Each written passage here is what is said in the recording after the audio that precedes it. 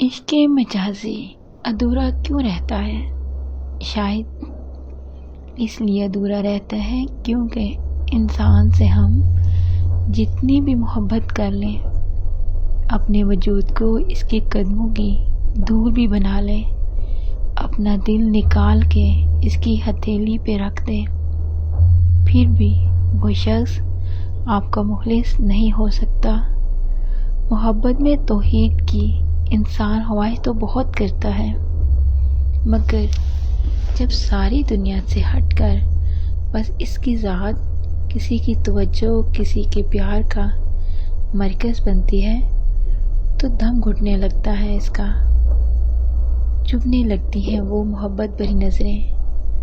وحدانیت ہی عشق حقیقی ہے، یہ اللہ کا بنایا قانون بس اللہ کی ذات کے لیے ہے، وہی ہے سچی خالص محبت کے لائق۔ بے شک